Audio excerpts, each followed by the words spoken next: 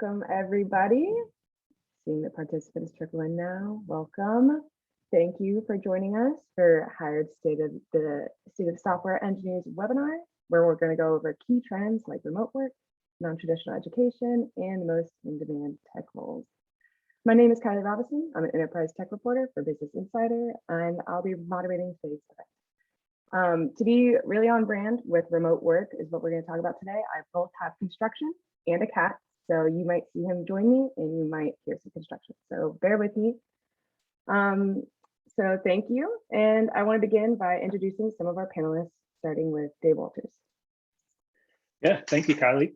Hey, everybody, I'm Dave Walters. I'm the CTO at Hired. I've been here for the past 2 years. Previously been CTO at a couple of different organizations across various industries, from digital payments to digital learning. And really focused here at Hired at building out our platform and building out our engineering team and culture. Next, we have Natalie Grandy. Thanks, Kylie. Hi, everyone. I'm Natalie, and I lead our technical recruiting team here at GEM. I've been here for about the past 2 years, and prior to GEM, I have extensive experience building and scaling teams at both Airbnb and Dropbox. And next, we have Jeremy Morgan.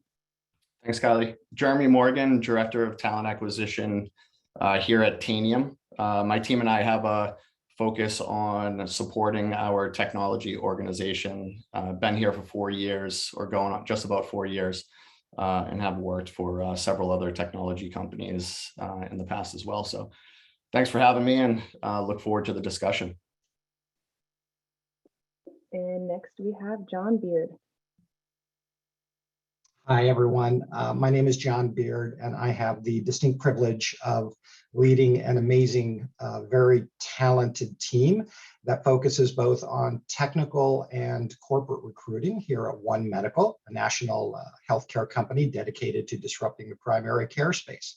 Been here just over 2 years. Been doing this for a very, very long time. And really excited to be here and looking forward to this conversation today. And last but not least, we have Erin OBrien. Hi, everybody. Erin OBrien here. I'm the Talent Acquisition Manager at NBC Universal. My team supports our technical and product teams for Sports Engine, technical operations, which helps facilitate the Super Bowl, Olympics, and live events. We also support DreamWorks Animation, NBC News Digital, CNBC, and our local stations, all from a tech and product perspective. I'm based just outside of New York City, and my team sits nationwide. I'm very excited for everyone's insights today. I want to jump into the agenda next. So we're going to start with an overview of Hired's report, followed by some questions for our panelists about tech trends. Then we'll chat about optimizing the candidate experience and how our panelists are expanding the pipeline. And then to finish it off, we're going to have a quick Q&A and a poll. So now I'll pass the mic to Dave for the report overview. Awesome. Thank you, Kylie. So for the past 7 years, Hired's been publishing an annual State of Software Engineers report. This report provides industry data to prepare employers and engineers to better navigate relevant industry trends and deliver unique visibility into the hiring demand, preferences, and processes. Our goal with this report is to arm software engineers with insights to advance, or in some cases to start their careers, and provide employers with actionable takeaways on how to better attract and retain engineering talent. I'm excited to share that with the deeper shift in the past 2 years that we've all been seeing to remote strategies, inclusive of global remote, this report includes some key insights around those trends as well. Our report has been compiled with data from over 45,000 software engineers globally. We analyzed data from over 366,000 interactions between those candidates and prospective companies looking to employ them. And ultimately, we paired all of that data, our proprietary data, with survey data coming from over 2,000 software engineer candidates around the globe to provide the findings and insights that are within that report. Before I continue, I do want to encourage you, if you want to see more details of the report, to scan the QR code on the page, and it's going to take you directly to a download of it. In just a few minutes, we're going to get into an exciting discussion about the key findings from this report, and hear about the related industry trends that this team of expert panelists are seeing in their respective worlds. But I first want to call out some key highlights from the report. First, within Hired's marketplace, software engineers received over 2 times the number of interview requests in 2021 versus 2020, showing the increase in overall demand.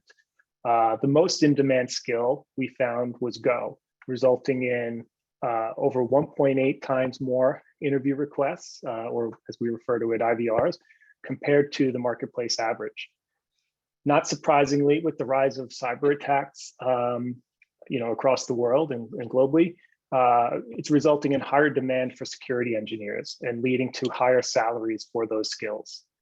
Full stack engineers remain the highest in demand role, as illustrated by the highest increase in IVRs year over year. And generally, this is because organizations are looking towards efficiency as they bring in those full stack engineers that are more nimble in how they're leveraged. Some of the more surprising trends, we've been seeing higher salary growth in smaller markets, driven by the demand for remote engineers and driven by engineers relocating from some of those larger markets to those smaller markets.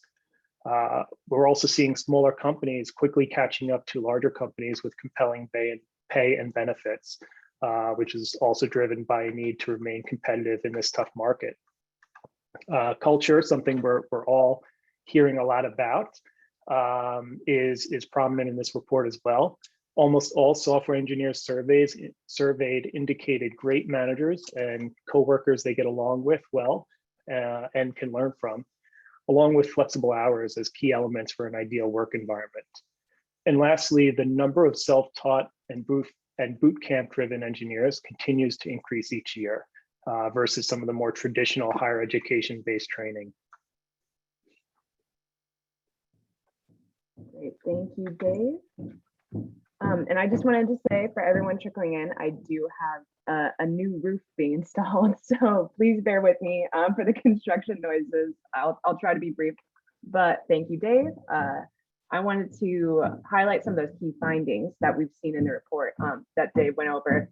There's a focus on an increase in remote salaries that we've seen, and companies expanding their talent search globally as it's getting more competitive to find talent.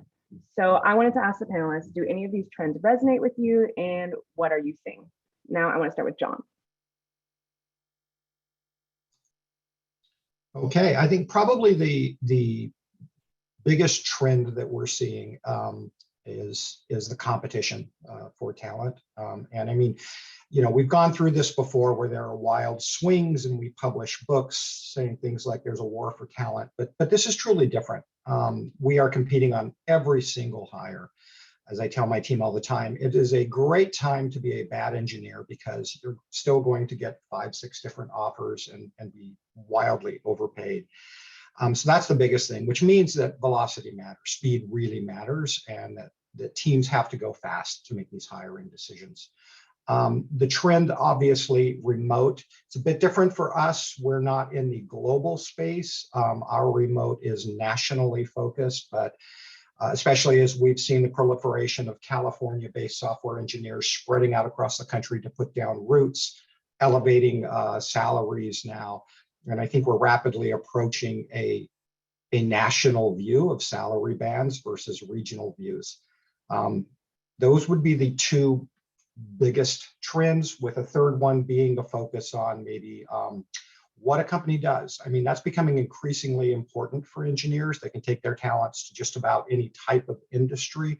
And we're hearing that the mission and what the company does really matters. So for us, it means really concentrating on finding those missionaries versus mercenaries who are just looking to maximize their earnings potential in a terrific market. That's a great point, missionaries versus mercenaries. I think a lot of people are looking for a great culture fit, so that's great insight. Next we have Jeremy. What are your thoughts? Yeah, so to echo John, obviously it's a candidate market, it's extremely competitive, and it's expensive right now, right? Recruiters have a lot more money to throw at talent out there, and that's why we're really seeing record high salaries. Additionally from that, I would say one of the biggest trends that I'm seeing is a heavy focus on D&I. And it's really top of mind for everyone. It's no longer just a company initiative. Candidates are really utilizing D&I and strongly vetting companies based on D&I policies, right? So a report that I saw actually last week said that candidates are 2 times more likely to accept an offer with your company if you have and can actually demonstrate you're a well-developed DI policy, right? So that's tremendous. And I would say to kind of echo John too and expand upon is just casting a wider net for talent. There's serious market fatigue right now in the US and in the major markets that everybody's recruiting out of. So we've started to explore, and I know a lot of other companies and people on this call are exploring as well, is looking internationally. Not just, in EMEA and APAC and so forth, but one trend that I've seen that's quite interesting is really looking at Latin America, not only for labor costs, but also from a standpoint of time zone alignment, right, with major US markets. So it's super beneficial as well. That's really interesting that they're 2 times more likely to accept an offer with a developed DEI plan. I think it's a culture fit is a trend that we're seeing. Natalie, I'd love to hear your thoughts as well. Yeah, we're also seeing quite a bit of competition when it comes to compensation. A lot of companies are now offering at the 100th percentile of bands. And so it is creating a little bit more of like a competitive market, even within candidates and companies. But I would also say that, to echo a lot of what Jeremy has kind of touched upon, and John, is the scope of impact is super important for candidates, their career trajectory, the culture, especially within the Gen Z population. And so when evaluating offers, they're wanting to spend some physical time with the team. And so evaluating our sales strategy has been really important so that they do have that physical time together. And while candidates for us personally don't necessarily want fully remote at this time, we are seeing that they want the option of flexibility. And I've seen that shift, especially within the last 6 months. Natalie, I agree. Dave, what are your thoughts? Sorry, got to unmute myself here. So yeah, everyone obviously is hitting on that key demand, right, in competition for engineers, which we're all seeing and all feeling, and the need to really diversify where we are looking for that talent. Competition's up.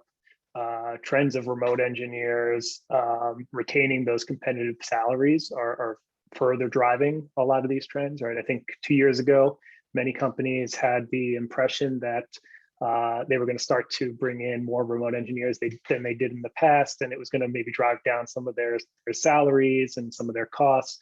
They're now finding that with a lot of talented engineers moving out of the big cities into more smaller cities, they're retaining, and they need to retain some of those salaries to stay competitive. You got to keep extending your talent pipelines outside those traditional tech hubs and regions, and looking globally, whether, like Jeremy said, it's Latin America or whether it's overseas. The more broader you can look, the better off you're going to be. I'll add, global used to be primarily driven as sort of a cost savings measure by companies in the past. I look at it now as a necessity to stay competitive in finding great talent, right? Any cost savings you might get from that is really secondary, because at the end of the day, if you don't have that great engineering talent, if you can't move forward on the initiatives you need to move forward on, you're going to impact your top line. And lastly, just a little bit of a stat from our report. We are seeing this demand, global demand, really impacting salaries globally. As one example, Canada between 2020 and 2021, with our data, saw a 9.2% increase in salaries. Obviously not restricted to Canada; it's elsewhere as well. So I expect we're going to see more and more of this salary demand. Thank you, Dave. Yeah, with software engineers across all markets, it's competitive out there. So I was wondering, now that we've discussed some of those tech trends that have resonated with you all, I'd love to know what you guys are doing to optimize the candidate experience. Natalie, do you have any thoughts here? Yeah, I love this one. So because it is so competitive and a lot of candidates are dealing with exploding offers, it's really helpful to make sure that candidates have full visibility into the hiring process. So we've been utilizing a tool called Guide, which actually plugs into your ATS, and it has a step and ultimately a guide for candidates to view that talks them through expectation setting, meeting more members of the team, making it feel a little bit more human-centric, and tips and tricks on how to best prep. And this has been really well received for us. Another thing is providing those prep calls with engineers directly. It starts to build that relationship between the business and the candidate, and they just are able to get with a little bit more granularity, more exposure to what they should be looking forward to, areas that they can, further develop in terms of their skill set or just prepping for the on-site. And then also using GEM for tracking that pipeline and ensuring that we have really quick turnarounds to make sure that we're keeping ourselves competitive and not leaving anyone hanging or potentially even just ghosting them. Definitely really important, especially how competitive it is. John, do you have any thoughts here? Yeah, actually, our entire process was designed to over-index towards the candidate experience. And one of the keys to that was early on establishing with the business what our relationship was to them. So at One Medical, the TA team is not a subservient organization to the businesses that they support or partner with. Rather, we established ourselves as a pure business with our own set of goals and our own set of missions. We established that they are not our customers, the candidate is our customer. And it had to be that way. And as such, we can do things like overwrite appointments about 80% of the time on their calendars. There are some things that we can't overwrite. But when it comes to scheduling interviews and things like that, we work at the candidate's convenience, not the hiring manager or the hiring team's convenience. It's everybody's responsibility to interview and hire at One Medical. We have really tight SLAs, which you've heard before from Natalie and others. It's really about speed. We have mandatory interview training because we have a very structured interview process. It not only helps us with our OFCCP compliance, but it ensures that each candidate is getting a similar experience, and so that we can evaluate them entirely fairly. And then we also use tools. We also use Guide, which is a great just visual to the candidate. And we get comments all the time on how impressed they are with that. We use tools like Talent Wall so that the recruiters can have individual analytics and insights that they can share with their hiring teams into what's going on with particular recs. So that's key for us. When in doubt, always we make the decision on the side of the candidate versus the business. I think feeling valued in your interview experience is really important, and that transparency that you touched on is also incredibly important. Erin, I would love to hear your thoughts here as well. Yeah, absolutely. I think transparency is key. We're seeing that across the board more and more when we're working with our hiring leaders to be really thoughtful about who they're including on that interview process, and then having the recruiter be able to communicate that effectively to each candidate to make sure they know what they're going in for. Transparency from the beginning and in the initial stage. In thinking about really interesting tools that we're utilizing, I think Hired is obviously one of the tools that I utilize most in terms of that compensation transparency, having those conversations on the front end, putting the candidates through a very comprehensive but thoughtful process where you're syncing with them over and over again, making sure they feel supported. And then when you get to the offer stage, nothing feels like a surprise. Absolutely. Really important. I wouldn't want to be surprised with an offer at the end of an experience with the company. So definitely feeling valued is important. Dave, do you have any insights here?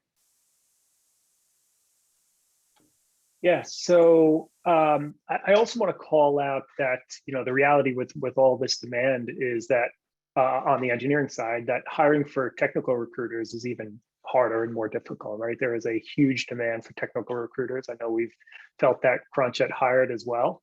And so, you know, a lot of organizations are having to get creative there, whether it be looking into some temp outside resources to help with some of that, the recruiting needs, getting creative with hiring managers, taking on a larger role and being tighter in the recruiting loop than maybe they were in the past.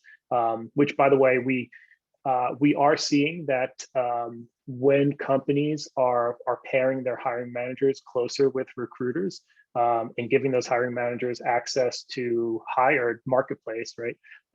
That collaboration is resulting in 11 days, you know, on average, 11 days faster time of making hires than without, right? So we're seeing 24 days on average normally, but you can save roughly 11 days by having a tighter loop between those hiring managers and recruiters.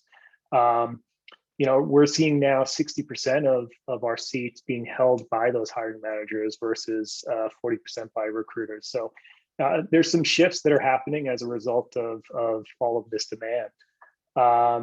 You know, definitely, as the team said, visibility into where people are dropping off within the funnel and how to address that is going to be important in tightening up your processes. One of the other things I strongly suggest is optimizing your process and your hiring funnels for your various hiring funnels, right? So hiring in the US is not exactly the same as hiring internationally. Hiring in Latin America is not exactly the same as hiring overseas, right? Each of these things you have to kind of look at what are the needs, how do you optimize for that? And as everybody said earlier, you really need to be able to move as efficiently and fast as possible. Time, you know, results in lost offers. Let's see, and you know, as a side note, let's not forget about retention programs. You know, it's I know we're focused a little bit on the hiring side, but you know, if you're not doing what you need to do to retain the team you have, you're just digging a deeper hole for yourself, right, on the recruiting side. So make sure you're focused on those retention programs, you know, mentorship programs, learning for your engineers, which also becomes a good pipeline within your organization to fill some of the new roles that open up. Thank you for those insights. Jeremy, I know that you also have great insight in this. I'd love to hear what your thoughts are. Yeah, just you know, echo everything that everyone's said here is I think very valuable. I would say the one thing that I would add to it, one thing that we've done this year is we actually created a template as part of our hiring process, and that template serves two purposes. One is to ensure, you know, a white glove candidate experience for the candidate. And holds our recruiters accountable to multi-point touch conversations with the candidates to understand what their needs are, what their wants are, comp expectations, so on and so forth. But really to also, you know, ask those difficult questions as far as, you know, how does Tanium rank compared to the other companies you're talking to? Where are those gaps? Who else would you like to speak to? What other questions do you have? What are some of your concerns? Things of that nature. So through the white glove process, the hope is that they're establishing a good rapport and relationship with those individual candidates.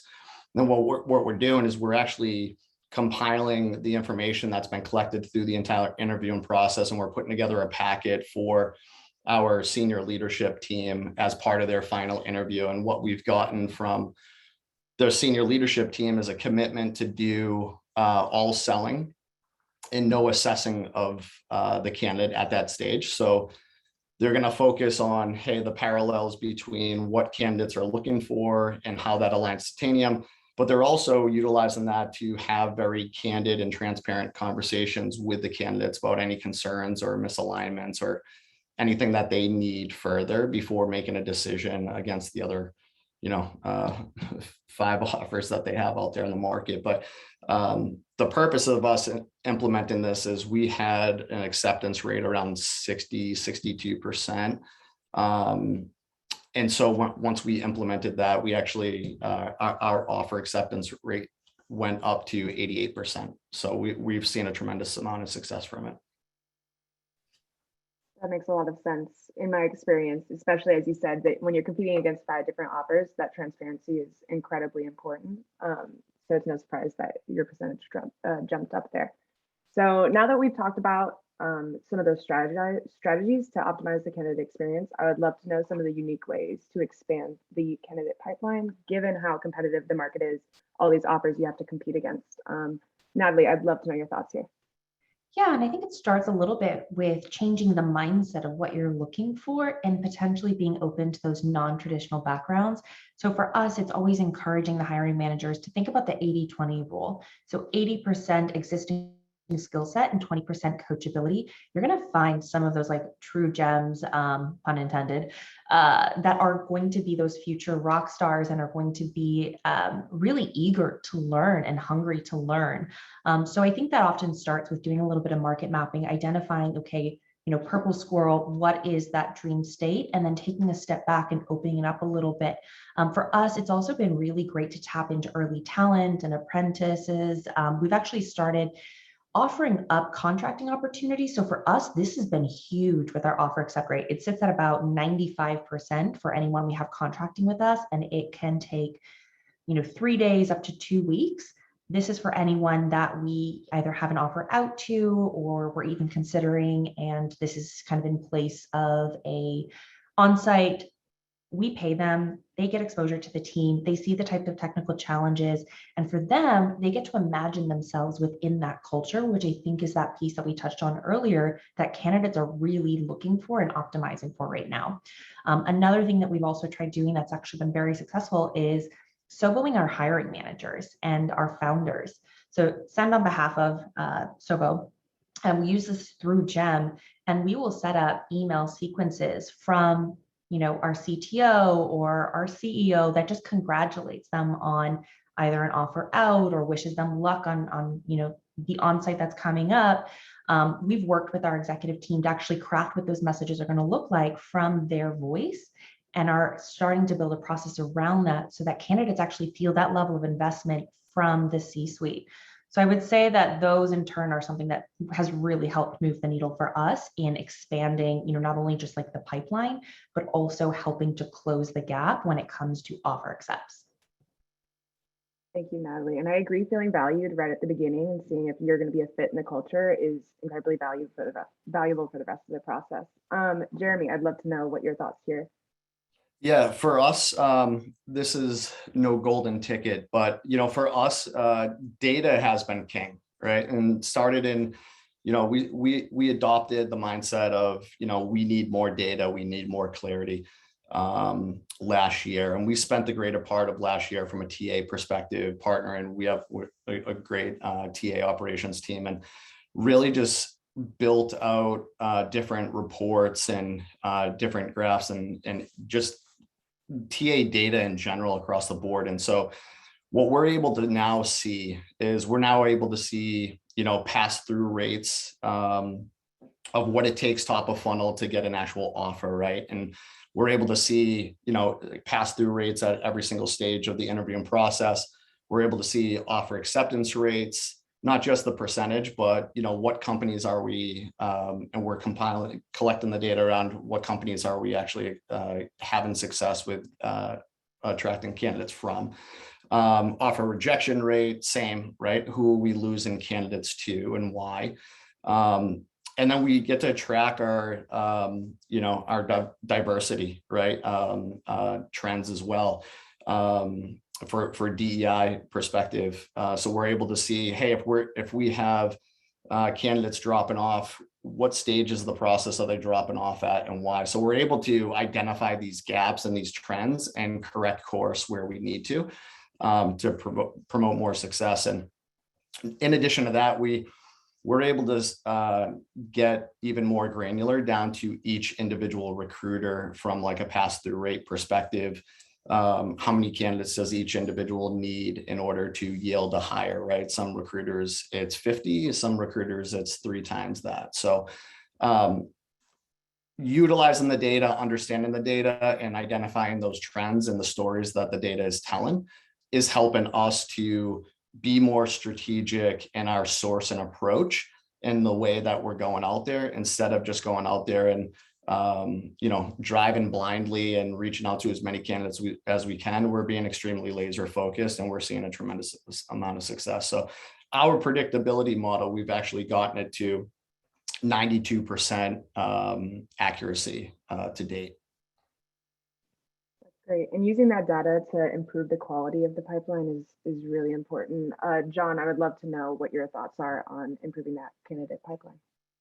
Oh boy, I'm going to try not to jump up on too big of a soapbox here, but I would just love to kill the concept of this mythical pipeline that everyone is talking about. I mean, for us, it's really easy. Our pipeline is every software engineer in the United States. And so is there an effective way to expand that pipeline? I don't really see how. And I think that chasing that dragon, it gets you into the wrong discussions and looking at the wrong things.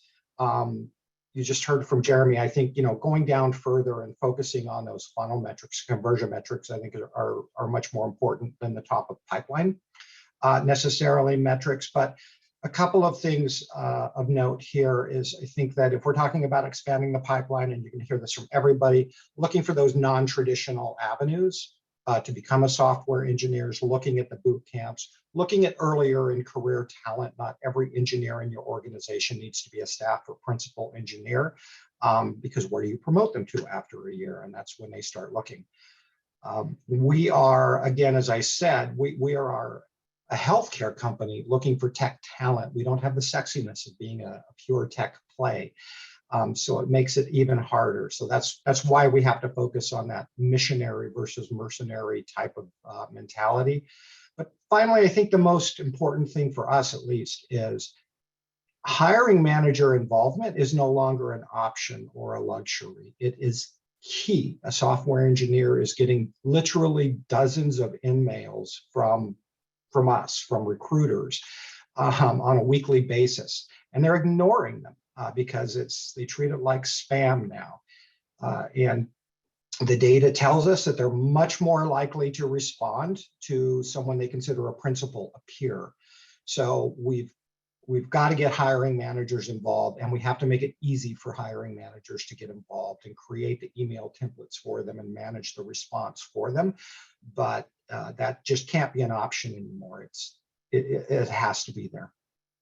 But forget the top of the funnel. I mean, you know who you're looking for. If you're a global company, it's every software engineer in the world. That's your pipeline. Definition of a pipeline has changed. Correct there. Erin, I would love to know what your thoughts here on the definition of a pipeline and how that's changed. Absolutely. I think a lot of what John is describing, and I can see in the chat, obviously resonates with a lot of folks here, and very much is in line with how we're operating at NBCU, where we obviously want to give our hiring leaders multiple candidates to make decisions off of, but it really is the shifting definition of a pipeline. A couple of years ago, that looked like a name generation. Now it's, here's someone else you can consider on top of your potential finalist. One untapped area that I think that we oftentimes overlook is the hiring managers themselves, to John's point, leveraging their networks, leveraging their pipelines, who they've worked with previously or went to school with previously. So with NBCU, we do make a pretty well-concerted effort to focus on our referral programs, making sure that all of those are in line on the front end, to make sure that if we do have talent from an internal person that we're considering them, that's one way we're expanding that pipeline. And then in addition to that, just making sure that we're thinking outside the box, outside of those 4-year degrees, and looking into the boot camps and finding those early rising stars has been a way that we've been able to enhance our pipeline. Yeah, being efficient, enhancing that pipeline, definitely important, especially as the definition changes with remote work. Dave, I would love to know your thoughts here as well. Yeah, absolutely. So I love what Erin said about referral programs. I think that is a huge area to lean in on, and but you have to invest in it, right? You can't just send out the little Slack message saying, hey, tap into your network, find your friends, send them to us, right? You gotta make it worthwhile for engineers and for your team members to go out there and spend a little bit of time there, right? Because it is a bit of effort for them. We've found directly as we took that approach, we had some amazing results. You could even gamify it a little bit. We've had some competitions that we've done, and that's also created some tremendous results. We've keep touching on this. You want to be looking at expanding outside of the US, whether it's Latin America, like Jeremy said, whether you're going overseas. Competition is just so great. You have to, John talked about, the pipeline is the entire United States, every engineer in the United States. I'd say it's every engineer globally, right? If you really, really want to be competitive. Now, obviously, you got to look at the maturity of your company and the maturity of your remote programs. That's going to dictate whether you maybe lean into Latin America first, because the time zone overlap is going to be play in your favor, or whether you can really start to lean into Europe and Eastern Europe and things like that. Efficiencies, everybody keeps talking about that. Efficiencies with the tools that you use are going to be critical too, right? Particularly as you start to expand your pipelines into near shore or offshore. It's going to take a little bit more energy from your team to manage those, and so any efficiencies you can get, especially with the high demand of talent acquisition resources, is going to be your friend in ensuring that you can focus on all those things. And then I know it was touched on as well, the non-traditional talent backgrounds, right? If you're an organization that is very specifically looking for that traditional pedigree of software engineers going through a more traditional college education and program, you're going to be missing out on a lot of great engineers. There's a lot of great self-taught engineers. There's a lot of great boot camp engineers. I've hired personally a lot of great engineers that are second careers, right? They've come from, whether it be a finance background or something else, and they ultimately made that switch. They're out there, right? You can really attract them and leverage them on your team, but you got to be open to it. And of course, you gotta vet them effectively, right? And make sure that their self-taught skills or the boot camp they went to did properly prep them. So many great engineers that came out of a boot camp. There's some who have 4-year degrees, such as myself. I have a lot of friends who came out of boot camps. I think diversifying your pipeline is really important, especially as it's so competitive to find engineers right now. So thank you for your insights, Dave. I believe now Hired wants to put up a quick poll for the audience. So would you be interested in doing a demo of Hired or Gem? So just take a second to answer that poll. And then after this, we'll be doing a Q&A.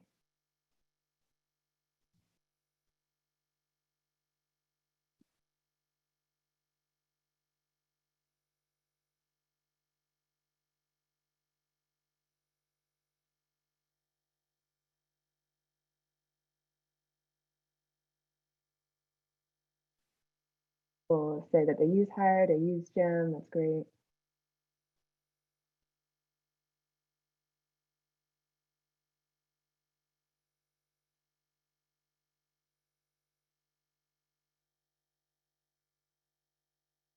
Awesome. Okay, let's get started with our Q&A. We have pulled some from the audience already. You guys had some great questions.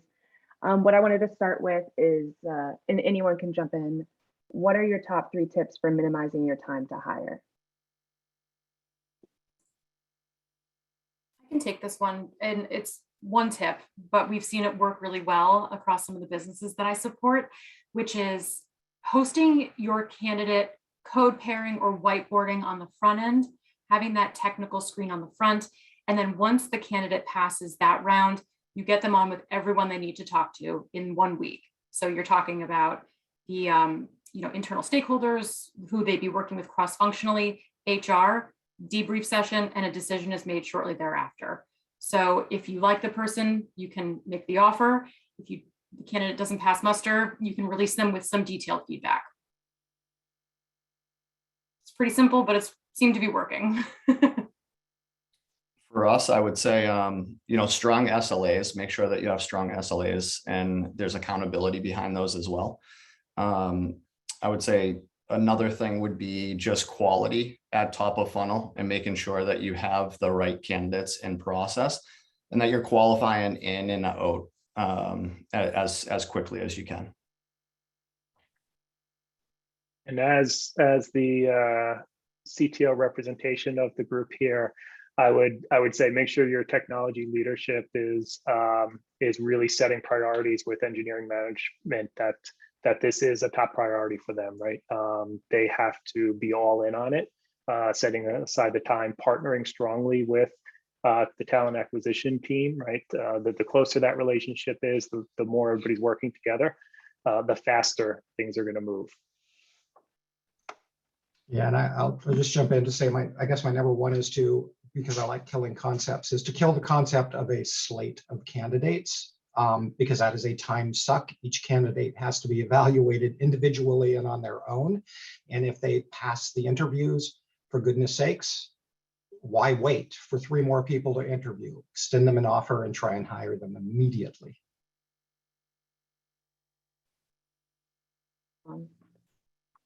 Anyone else? Great, okay.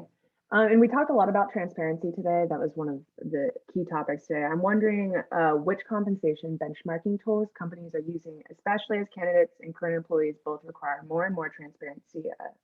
What are those compensation benchmarking tools looking like for you guys? I can take that one. So we've actually been using two different tools as we've been growing, just to make sure that we were getting multiple different touch points as well, and opinions and perspectives. So we use a tool called Option Impact. A lot more startups, I would say, tend to use that tool. And then also RAD for data has been really important for us to identify, what are those compa ratios and how do we think about, structuring levels, as especially the pandemic has kind of allowed for this increase in salaries and this more competitive landscape. And then I would also say that I like to keep an eye personally on levels.fyi. That's been really helpful for us to see what other companies are doing and how they're leveling them and matching compensation packages accordingly.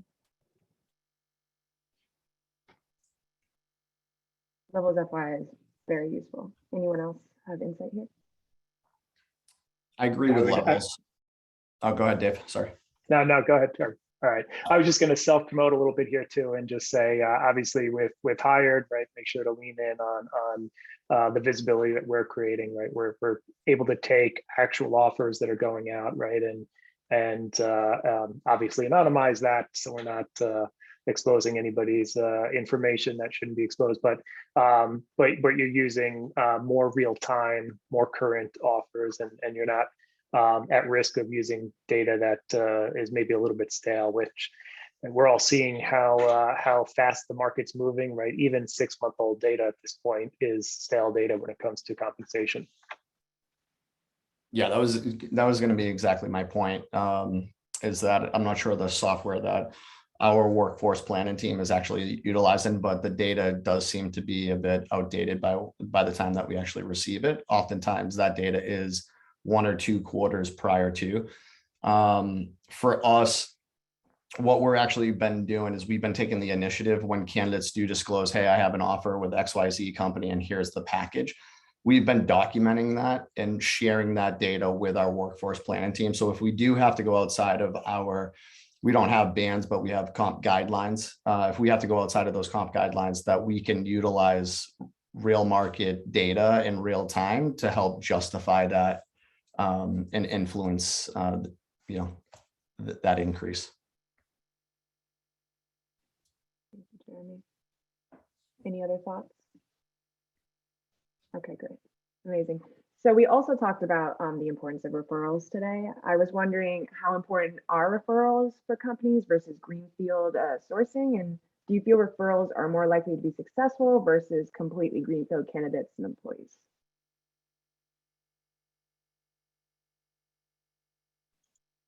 So, I mean, there's a little bit of a double-edged sword here, admittedly, right?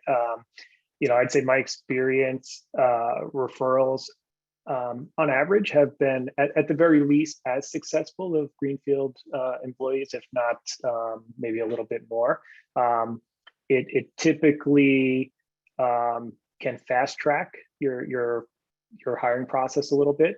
You're still vetting them the same way, right? But because they are, somebody that is engaged with you from the start, you're typically able to move a little bit faster, right? Where then any other candidate out there that maybe is getting 5, 10 other offers or pings from recruiters at the same time, and they're getting distracted by that, right? So there's a little bit more of a focus from those referred candidates. They can be extremely successful. It's a great avenue, but there is a small risk to diversity, right? So you need to make sure that your referral programs are not getting in the way of your diversity goals. So it's just something to keep in mind, right? And keep an eye on as you go through that. I'd also say don't be afraid to tap into your ERGs for referrals or just for connections. For us, we've actually found that there's quite a few organizations, Slack channels, networking groups that they're a part of, that they're willing to help us tap into and to share, open roles, help advocate for them. So definitely encourage you to check with all of your ERGs and employees too. Just one last note on that. I think Dave brought up a great point that I think that overall the data shows that the onboarding of the person or the referral is oftentimes the same as an external, but the retention has been much better. The retention of that employee once they're on board, the data has shown that they're staying with us much longer. And I'll add, it does also help with the retention of the referring employee as well. So there's a little bit of a dual benefit there. Any other insights from the panelists? Okay, great. Another great question we had from the audience was, our company specifically recruits software engineers with Ruby on Rails skills. With the tech market, is this smart? I know we talked today about Go being such a valuable skill right now in the tech market. Should we be open to bringing on senior engineers without that background in training instead?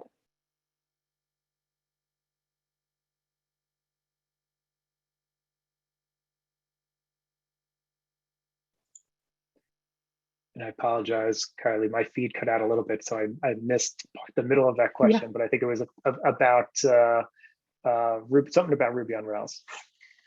Asking, they're like specifically recruiting software engineers with Ruby on Rails skills. They're wondering, is that smart or should they branch out a little bit? Yeah, I mean, that's a tough question without knowing the nuances and details of their specific case. I would offer up to whoever asked that, feel free to ping me, afterwards on LinkedIn or whatever, and I'm happy to get deeper in with them. But, I would say, I would always recommend cast as wide a net as possible, right? So if you can, within reason and, looking at the bigger picture of how long will it take for you to ramp up that engineer with the skill set they do have and get them aligned to the skill set you need them to have, right? Is this a critical need? You need somebody hitting the ground running on day one because you have a deadline that needs to get hit, versus are you building for the future, right? Is one of those key lenses you're going to have to look through. But I would, again, and it's kind of been a theme I've had all day today, encourage you to cast as wide a net as you possibly can. I just have a quick thought on that.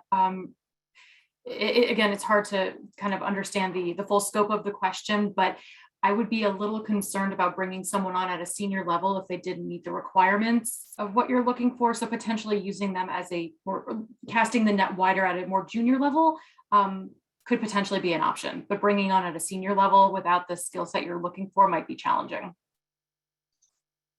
Yeah, and just a quick thought would be, how important are using competency-based interviewing, and how important is something like learning mindset to you? Because a senior engineer that has a learning mindset may be able to come in and pick up Go very quickly, or they may have the desire because they see it as an expansion of their skill set and investment in their own toolbox, if you will.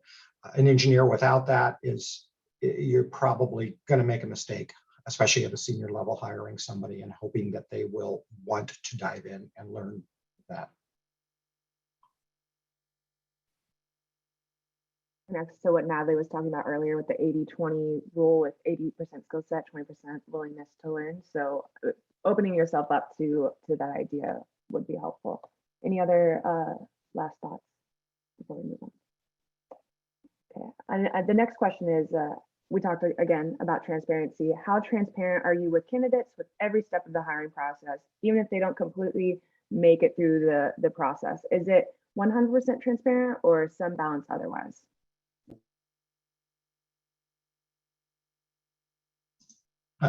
I'll jump in. I think for us, we're just about 100% transparent.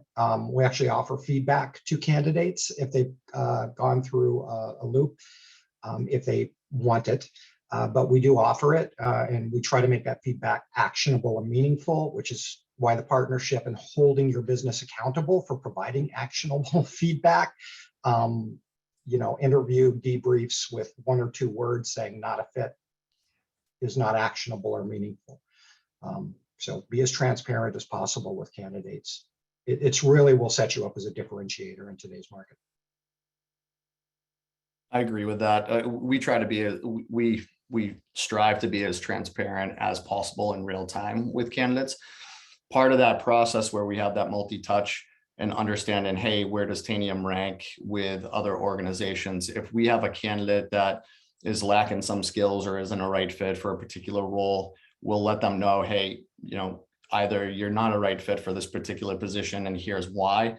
Maybe a SWE 2 is more appropriate versus a senior software engineer, right?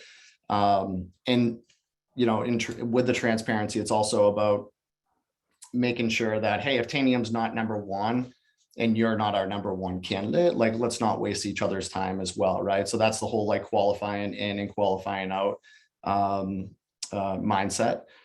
For myself, the one thing that I always try to instill to my recruiters and to my team is my background. I started my background working for consumer companies like Apple, T-Mobile, and so forth. And there was always this mindset that was really kind of like ingrained into my brain that your candidates are your customers, right? Like, they might not get the opportunity, but they're still going to be a customer of Apple or T-Mobile or what have you. So it's always been about making sure that you're treating somebody like they're your customer. Now, the likelihood of an engineer being a customer of Tanium, it's probably not likely, but you still need to adopt that mindset. And I think that's where you have the success, and that's really where the culture of the company kind of shines through in their experience. I think that's a great point, Jeremy. It's part of your brand identity, right? Every interaction you have with somebody. I think we're all kind of familiar with the old adage of not burning bridges, right? And typically people look at that from an aspect of an employee not burning bridges with the employer. But I think the converse of that is absolutely true, because it is a much smaller world than it seems. And if you're not careful, these things will have an impact down the road. And just to bring it full circle, those candidates that don't get the offer are the beginning of your pipeline. They may not be the right fit today, but who knows where they're going to be in 6 months, 9 months, a year. Keeping in touch and making sure you're staying close to those folks, create that organic pipeline. I love that. I think that's incredibly important. And I've actually experienced that myself, where it wasn't the right time or fit at the moment for the role that we had open, but 6 or 7 months down the road, those silver medalists, they come full circle. So nurture is incredibly important. And if they've had a great candidate experience, absolutely, they're going to refer their network. I think that candidate experience goes a long way, because people will tell others if they've had a great, transparent experience. Definitely. All right, so our next question here is, with an increasingly fast recruiting cycle, how do employers ensure that the candidates also are aligned with the values and culture of the company? How do you find that fit? For us, culture has always been the number one filter, right, that we're looking at.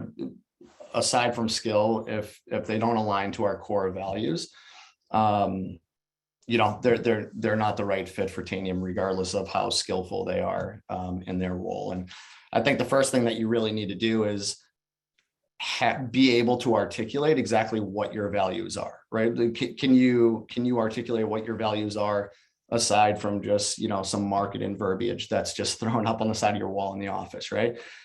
So I think when you understand exactly what your core values are and what your culture is, and you can define that, you can boil those down to attributes or core competencies, and then bake those core competencies into your interviewing process. Whether it's for us, it's passion, being unstoppable, and doing the right thing, right? So that boils down to integrity, teamwork, and drive for results, as an example.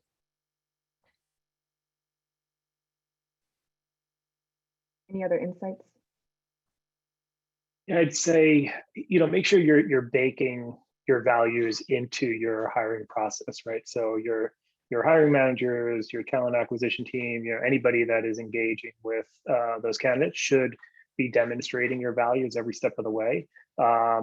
And where possible, making sure that the asks you have of the candidate are giving them an opportunity to demonstrate those values back to you, right? So that you in a little bit more of a real world kind of setting, you're seeing how they perform there. For example, if one of your values is aligned with attention to detail and so on and so forth, and you have candidates that are taking some take home testing and are missing components to it, right? And that's going to demonstrate pretty quickly that, all right, if they're during an interview process are not fully paying attention and have some gaps there, that's probably how they're going to operate in the real world too, right? So just look for those opportunities to connect those dots.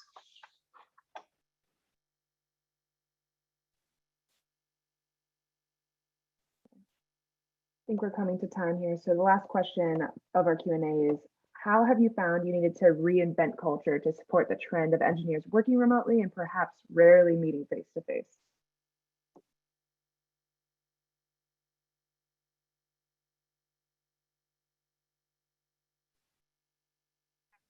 With remote work, how does your culture change in those ways when we're all remote?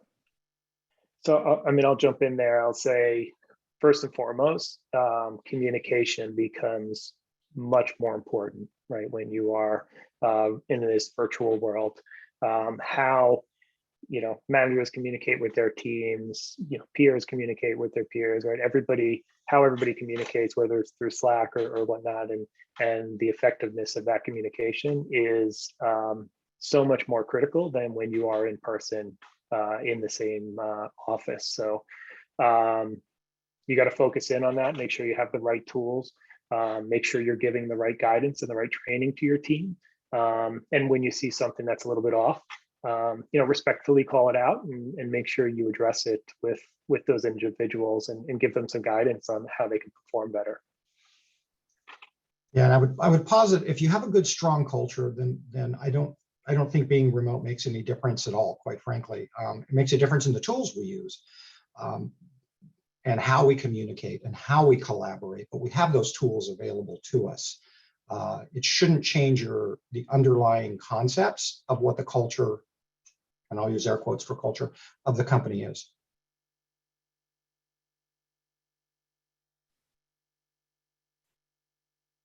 Any other insights about how you have to change culture for remote work, us not meeting face-to-face?